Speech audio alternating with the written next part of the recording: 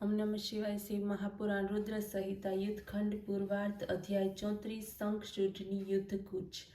सनत कुमार આગળ કહેવા લાગ્યા, હે મુનિરાજ, આ સુંદર ચરિત્ર શિવના દૂતના ચાલ્યા ગયા પછી દાનવ શંખચૂડે પોતાના અંતઃપુરમાં જઈને તુલસીને કહ્યું કે આજે વહેલી સવારે હું યુદ્ધ માટે જઈશ, મને આજ્ઞા આપો।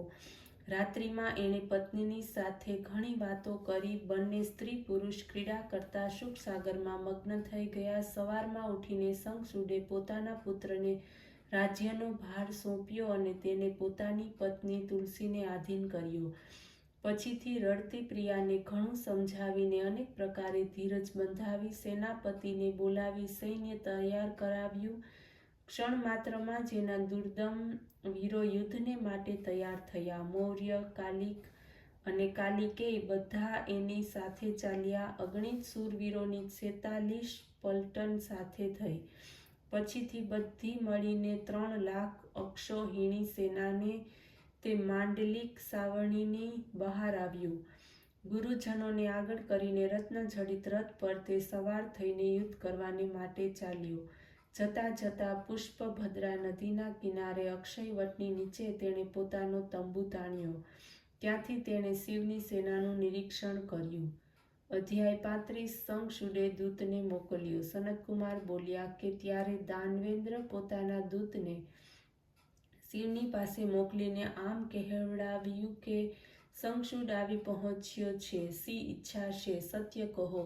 ત્યારે શંખચૂડના દૂતના વાક્યોને સાંભળીને મહાદેવજી પ્રસન્ન થઈને બોલ્યા, હે દૂત, તમે જઈને પોતાના સ્વામીને કહો કે દેવતાઓ સાથેના વેરનો ત્યાગ કરીને તેમની સાથે સંધિ કરી લો અને એમનું રાજ્ય એમને સોંપી દો। પોતાનું રાજ્ય સુખપૂર્વક કરો અને દેવતાઓ પોતાનું રાજ્ય કરે। પ્રાણીઓનો વિરોધ ખરાબ હોય છે, પછી તો દેવતાઓ સાથે તેના વિરોધની વાત તો શી કરવી।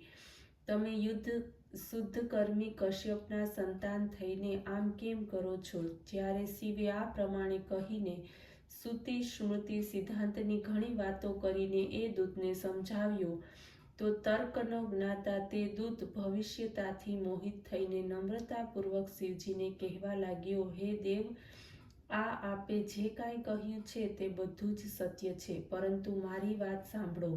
બધા દોષો અસુરોમાં જ નથી, દેવતાઓમાં પણ દોષો છે। મધુ કૈટભ દૈત્યના મસ્તકને કોણે કાપ્યું? ત્રિપુરની સાથે યુદ્ધ કરીને એને ભસ્મ કેમ કર્યો? આપ દેવતાઓનો જ પક્ષ લઈને તેમનું જ કલ્યાણ કેમ કરો છો? આપે તમારી સાથે વિરોધ કરવો જોઈએ, કારણ કે આપ સુર અસુર સર્વના ઈશ્વર છો। આપ જેવા મહાત્મા માટે આ ઘણી શરમજનક વાત છે જે આપ અમારી સાથે વેર કરો છો।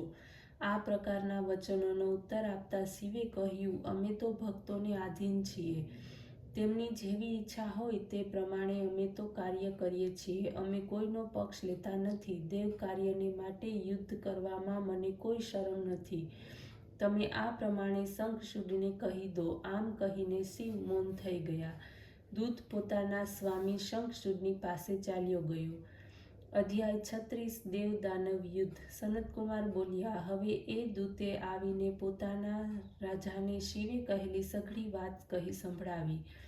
શંખચૂડે યુદ્ધને યોગ્ય માન્યું અને તેણે તરત જ પોતાના વીરોની યુદ્ધની આજ્ઞા આપી। આ બાજુ સર્વેશ્વર શિવ પણ પોતાની સર્વ સેનાને અને દેવતાઓને યુદ્ધ માટે પ્રેરિત કર્યા। સ્વયં પણ તૈયાર થયા। વિવિધ પ્રકારના રણવાદ્યો વાગવા લાગ્યા। બંને પક્ષના વીરો ભયાનક મારકાપ કરવા લાગ્યા। મહેન્દ્ર વૃષપર્વા સાથે તે યુદ્ધ કરવા લાગ્યો। દંભ વિષ્ણુની સાથે કાલાસુરથી સાથે કાલ, ગોકર્ણની હુતાશન, કાલકેયથી કુબેર, મયની સાથે વિશ્વકર્મા, ભયંકરની સાથે મૃત્યુ, સંહારની સાથે યમ અને કાલંબિકની સાથે વરુણનું યુદ્ધ થવા લાગ્યું। આ બધાના પૃથક પૃથક વર્ણન શક્ય નથી। અત્યાર સુધી તો કાલીની સાથે પુત્રો સહિત શિવ વટના મૂળમાં બેઠેલા હતા। આ બાજુ બધી સેના નિરંતર લડતી હતી। શંખચૂડ પણ રત્ન સિંહાસન ઉપર બેઠો હતો। અત્યાર સુધી તે યુદ્ધથી દૂર હતો।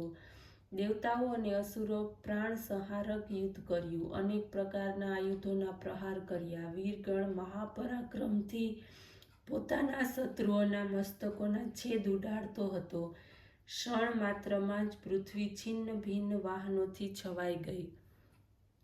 અધ્યાય 37 શંખચૂડનું યુદ્ધ. સનતકુમાર બોલ્યા, હવે દેવતાઓ દાનવોથી પરાજિત થઈને આમ તેમ ભાગવા લાગ્યા. ઘણા બધા ભાગીને શિવજીના શરણે ગયા અને યુદ્ધનું વૃત્તાંત કહ્યું.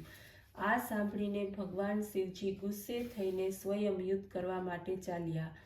તેમણે પહોંચતા જ સેંકડો અક્ષૌહિણી સેનાનો નાશ કર્યો. આ બાજુ કાલી દૈત્યોનો નાશ કરી રક્તની નદી વહેવડાવી રહી હતી અને હવે દેવતાઓ વીરતાથી દાનવોની સાથે ભયંકર યુદ્ધ કરવા લાગ્યા. લાખો હાથીઓ તેમજ લાખો દાનવોને કાલી પોતાના હાથથી પકડીને પોતાના મોઢામાં નાખીને ચાવવા લાગી. સ્કંદના બાણોથી કરોડો દાનવોનો સંહાર થયો. જે બચ્યા તે ભાગી ગયા. ભગવતી અને સ્કંદનો વિજય થયો. સ્વર્ગદુદંભી વાગવા લાગ્યા. ફૂલવર્ષા થવા લાગી. પોતાની સેનાનો આ પ્રમાણે સંહાર થતો જોઈ દાનવરાજ શંખચૂડ યુદ્ધ કરવાને માટે તૈયાર થયો. તેમણે ધનુષ્યની પણછ કાન સુધી ખેંચી બાણો છોડવા માંડ્યો. યુદ્ધભૂમિ વઘ સ્થાનમાં ફેરવાઈ ગઈ.